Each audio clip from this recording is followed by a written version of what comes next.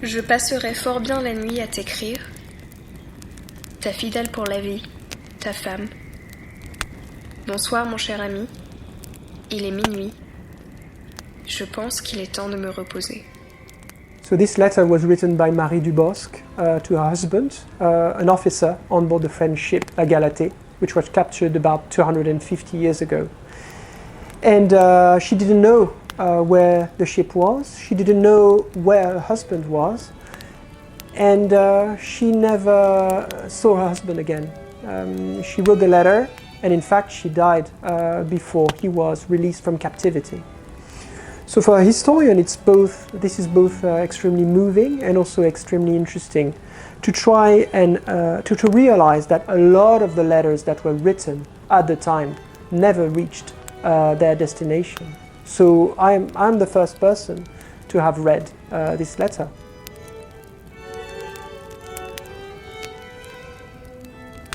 Finding in an archival box an open letter is very rare. It never happened to me before, it never happened to me since.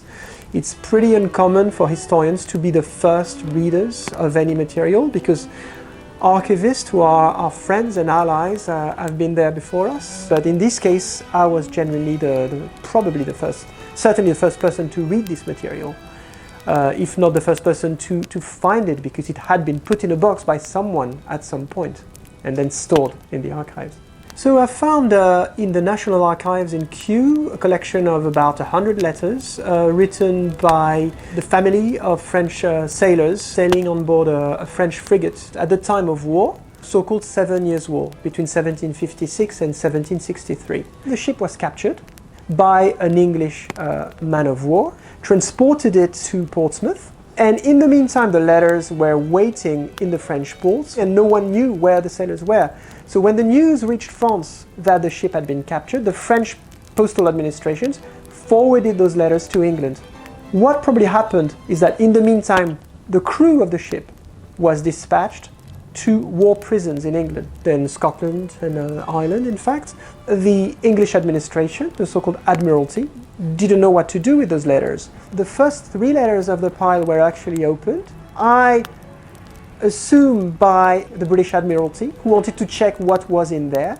They realized, okay, there's nothing super important in there, no secrets of state, no strategic information, but we should at some point forward those letters to their right owners, the French sailors, and they forgot to forward them. The war ended a few years later, or clerks, bureaucrats had way too much work on their hands. We're not talking about hundreds of staff at the time.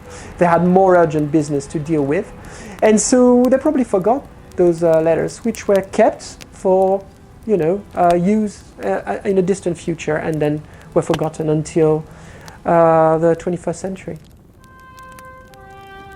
Letter writing was particularly challenging in that period. There was no guarantee at all that your letter would reach its destination, which led to very creative ways of communicating on the part of the populations. So I could give you a few examples.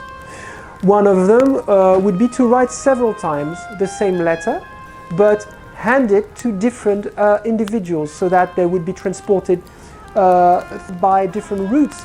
Another difference would be the fact that you could put your letter within someone else's letter. And so I've got some examples of this, as you can see here.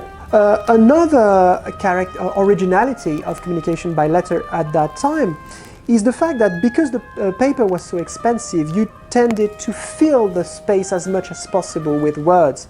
And so visually, these documents look very different from the letters we're used to seeing in the 20th or 21st centuries.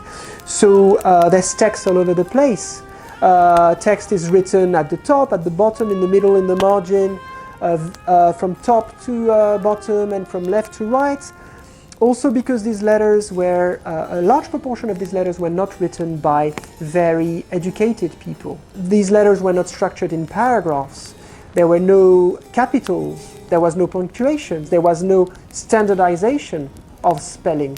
So they are very, very weird for us, and which makes them very exotic and fun to decipher as historians. Au premier jour de l'an, vous avez bien écrit à votre maîtresse. Je pense plus à vous que vous ne pensez à moi. Enfin, je vous souhaite une heureuse année, remplie des bénédictions du Seigneur. Pour moi, je crois que mon parti, c'est le tombeau. Il y a 3 semaines que je suis malade. Vous ferez mes compliments à Varin. Il n'y a que sa femme qui me donne de vos nouvelles. This kind of interaction tells us something about the anxiety that is structural, that is fundamental to communication by letter at that time, because you're never sure that the person is not writing because, you know, they hold a grudge against you, or because perhaps they're dead. Again, these letters were written at the height of a war.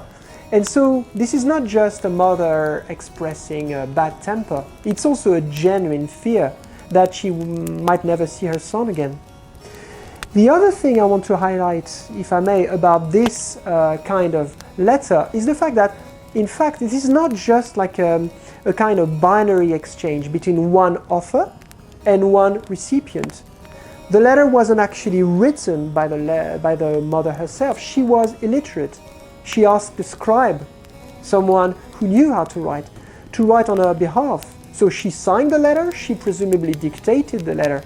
But that means that there are other protagonists in the exchange. And likewise, the son, at the end of all these letters, you've got instructions to please send my salutations, my greetings to this and that person. And so you realize that there's probably dozens of people, in some cases 20 people who are mentioned by name in a letter that it should be presumably about one individual and another individual. In fact, large groups of people are connected on both sides. That's very different, you know, from contemporary exchanges by email, except when you press send all by mistake. But that's not the point here.